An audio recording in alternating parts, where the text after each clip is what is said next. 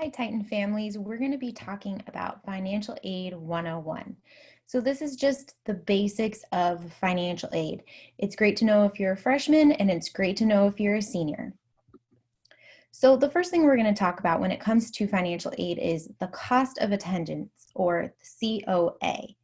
And what's included in the cost of attendance is your student's tuition, their books and supplies, their room and board, their transportation, and their personal expenses.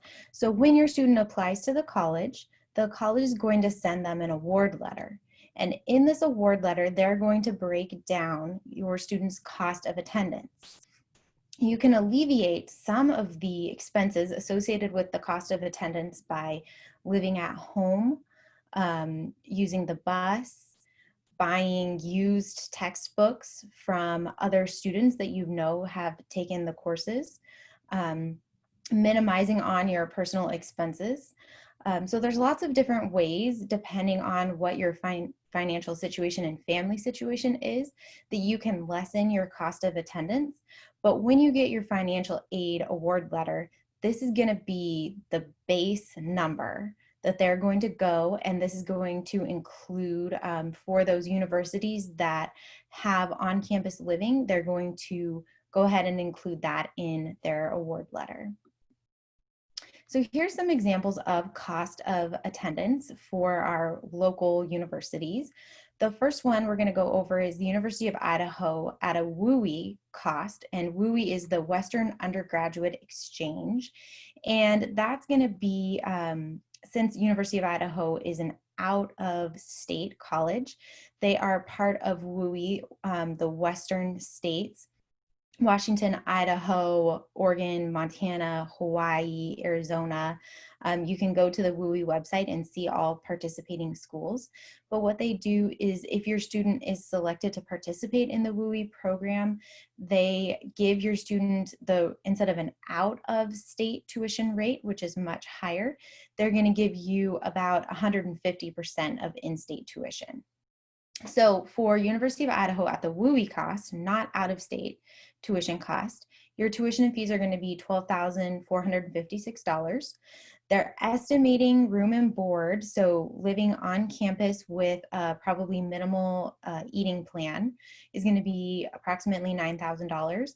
And then they're estimating about $1,100 in books and supplies. Now, this doesn't include personal expenses such as gas or shampoo, conditioner, those types of things. This is just your books, pens, pencils, notebooks. So they're estimating for the academic year about $22,666 just for the basics to go to University of Idaho with WUI. Then we're going to compare that to WSU, which is an in-state public university. And there you can see the tuition and fees at WSU compared to University of Idaho with the WUI are pretty comparable. And then the room and board at WSU is a little bit more expensive. Then books and supplies, like I said, each college creates their own estimate on how much a student is going to spend each year on books and supplies. That doesn't mean that your student couldn't spend more money on books and supplies if they're taking a lab class or an art class. There could be a greater cost associated with those. But their estimate is about $24,000 for your cost of attendance for the year. And once again, that does not include gas or car insurance or anything like that. The last college that we're going to talk about is the University of Washington. And the tuition and fees at the University of Washington are almost $12,000. And then the room and board is almost $14,000. And part of that is the cost of living in Seattle is generally more expensive than over here on the east side of the state. And then they're going to estimate a base cost of around $26,500 for the year. So what happens is, you're going to go ahead and complete your FAFSA, and this opens October 1st every year, and seniors complete their FAFSA, and this is based on parent and student tax information. So this year, the seniors are going to start filling out the FAFSA October 1st, and it's going to be based on the student and parents' tax information from 2019. So you should already have filed your tax information for 2019. If you haven't, then there are different ways that you can walk through indicating if you are going to file or you're not going to file taxes. And once you complete that, the FAFSA gives you an expected family contribution, or EFC. And what happens is they take the cost of attendance. So we're going to go back a slide and we're going to say, let's just use WSU. Their cost of attendance would be the $24,155. And let's say that your family is given an estimated family contribution of $5,000 per year based on your tax information. What they do is they subtract that $5,000 from the base cost, and then they're going to have a need, and your student's need is going to be the difference between the cost of attendance and your expected family contribution. So your need, if you were expected to contribute $5,000, would be approximately $19,000. And then each college is going to create their own award, financial aid award letter for you. And what's going to happen is it's going to be comprised of grants, potentially based on your family income and your FAFSA, loans, potential work study, different potential scholarships based on maybe GPA or SAT, ACT scores, depending on the college. Those things are all going to be in your financial aid award letter. And they're going to try to make up the difference between your expected family contribution and your cost of attendance. So grants, let's talk about grants, are free money that is given either through the state or through the federal government. And it's generally based on your family income. And what they do is there's a Washington State Need Grant, there's a federal Pell Grant, and those are given in your financial aid award letter from the college, and it could be anywhere from a couple thousand to $15,000. That is money, free money that you do not have to pay back. Then there are two types of loans. The first type of loan is a subsidized loan. And with a subsidized loan, it is not going to start accruing interest until 6 months after your student graduates. So they can take out a new loan. Let's just say your student qualifies for $1,500 in subsidized loans.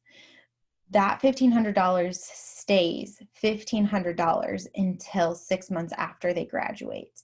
And then it starts accruing interest at whatever the student loan interest rate is, which is generally a lower interest rate than other interest rates that you're going to see. The unsubsidized loans are loans that start accruing interest the minute that you take them out. So those loans, if you take out $1,500 loan, it's going to start accruing interest, and by the end of the year, it's no longer going to be a $1,500 loan. It's going to be whatever the interest rate is that your student was locked in at. So make sure that you research what the interest rates are, if they're compound interest rates, how often they're compounding, so how fast is it growing. Make sure that you research all of that and educate yourself before or when you go to take out a loan. There are also Parent Plus loans, which are loans. So the loans that are given in the financial aid award letter are going to be in the student's name. A Parent Plus loan would be in the parent's name, and the parent would co-sign on the loan for the student, and that's going to be at a higher interest rate. So make sure and do your research on those as well. Another type of aid that you could be awarded in your financial aid award letter is work study. And work study is when the college is telling you that they will give you usually an on-campus, sometimes off-campus job, but they have a job bank that students can search and then apply to the job that is interesting to them, or maybe applicable to the course of study that they want to do, working in a specific department on the school, answering phones, giving college tours, working in local businesses, or different, like maybe the Starbucks on campus. Those jobs, they guarantee the student so much money. So if you were awarded $1,000 in work study, they're guaranteeing you that they're going to give you a job and that you're going to be able to earn at least $1,000. That doesn't mean that you're going to be cut off after you've earned $1,000. You still have the potential to earn more money and work more hours. The work study money goes directly to the student. It doesn't get applied to the student's account at the college. The other grants and loans are going to be first applied to the student's account. Work study is going to be given just like a regular job directly to the student, and the student can use that money to buy books or to do their laundry, gas. You can also use that money to start paying off loans if you have unsubsidized loans and you want to start making payments on them. That money is really for you to use how you best see fit. Then we kind of already covered the Western Undergraduate Exchange, or WUI. This is another type of aid that allows students to attend out-of-state colleges for a reduced fee. It's usually about 150% of in-state tuition. But go ahead and you can just Google Western Undergraduate Exchange and get a full list of participating schools, and then see how you can qualify to participate. Some schools have a limited number, so it's the first, 1,000 or 500 kids that qualify to participate. Some have maybe GPA or SAT, ACT score requirements. So if you're interested in going to an out-of-state school that could participate in a lower tuition rate, check out WUI. And then the last type of aid that we're going to cover tonight is scholarships. Scholarships, there's a ton of different places that you can get scholarships. We have the University High School website has some great resources, as well as the Google Classroom for each. Well, I guess we haven't put any in for freshmen or sophomores. There are a handful of scholarships for juniors, and then primarily scholarships are for senior year. So juniors and seniors can check out the local Spokane Valley Scholarship Google Doc that's in their grade level classroom. We also encourage students to check out their maybe parents, grandparents, aunt, uncles, employers. Apply directly through your college. Some colleges are going to have one generic scholarship application. So an example would be Eastern Washington University has one scholarship application where you complete that scholarship application, submit it, and then the university sends that to their different scholarships and matches you to scholarships maybe based on your intended major or interest, GPA, different things like that. And then you would be just the university would directly apply you for the scholarships that you could qualify for. And then you would be notified if you received any of those scholarships. Other universities are going to have specific scholarships that you need to research and apply directly for. It's going to be a little bit more time consuming. And oftentimes those scholarships are in a certain field of study. So students going into biology, students going into engineering, those types of things, you're going to have to search the college website and find the scholarships that are applicable to you, and make sure that you take the time to apply for those scholarships. We always say that if you could get paid $100 an hour, wouldn't you do that job? And scholarships are that way. You just kind of have to maximize on the amount of money that you're getting for the time that you're spending applying. It's definitely worth taking the time and applying because a lot of scholarship programs are not having as many applicants as they've seen in the past. So students are being awarded a lot more aid because students are just not applying like they once were. So there's a lot of great opportunity out there. You just have to take the time to sit down and apply and complete the applications and do a little research. If you have questions on where to look, I'd be happy to answer that for you and give you some direction. There's also the Washboard, which is a Washington scholarship database.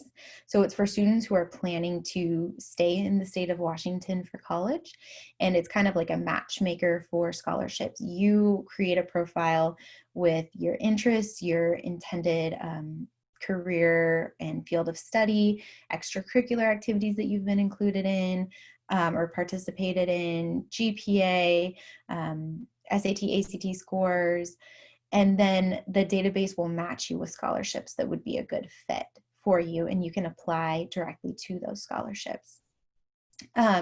So just to go back really quick, the steps to apply for financial aid are to complete the free application for federal student aid, which is the FAFSA, which we talked about at the beginning. It opens October 1st of each year for seniors. So seniors this year are going to, and make sure when you complete the FAFSA that you're clicking on the 2021-2022 application, not the 2020-21 application, because that we're already in that college year. So seniors this year, you're going to be completing the 2021-22 application. And in that application, it allows you to list the colleges where you're applying. So make sure the only way that the colleges that you're applying to get your FAFSA information is if you list the college in your FAFSA. So make sure that you list the colleges where you're applying in your FAFSA, and then go ahead and apply. You have to actually apply to the college. And what happens is once you're accepted to the college, then the college is going to process your FAFSA, and then they're going to send you out. First, you should get an acceptance letter. And then usually in the spring, March, April-ish, the college is going to send you out a financial aid award letter. And that's going to be where the breakdown of the financial aid that you're receiving from that college is going to be given to you, and you're going to be given a detailed explanation of basically the different financial aid that you're going to get to attend the college. I usually suggest that students apply to 5 colleges because each college is going to have its own financial aid award letter, and you never know, private universities generally have a higher cost of attendance than a public university. So Gonzaga, the sticker price that we see on Gonzaga is going to be significantly higher than the cost of attendance or sticker price that you're going to see at Eastern. But Gonzaga is going to have a lot of private scholarships, grants, different opportunities for students. So it's always beneficial to, if you're interested in applying to a private university, I highly encourage you, even though it seems like it's going to be way more expensive, to at least apply and get your financial aid award letter if you're accepted, and then compare that with your other options.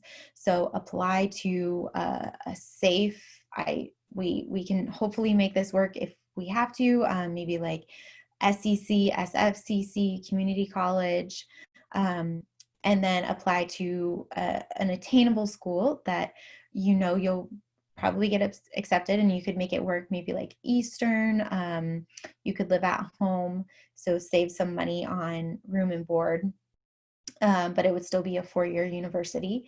And then applying to like a reach school, as far as maybe financially reaching, would be a private institution, maybe like Gonzaga, and see what the financial aid situation is for each college, and then sit down as a family and decide what the best option is for you.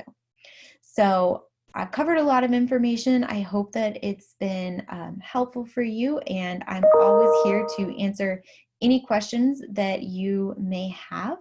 My name is Nicole Rippey. I'm the College and Career Counselor at University High School. And my contact information is found on our website. So you can just head to the University High School website and go to the Counseling and Career tab and meet the counseling team. And my information is towards the bottom of that page. So thank you so much for joining me tonight. And I look forward to working with all of you in the future.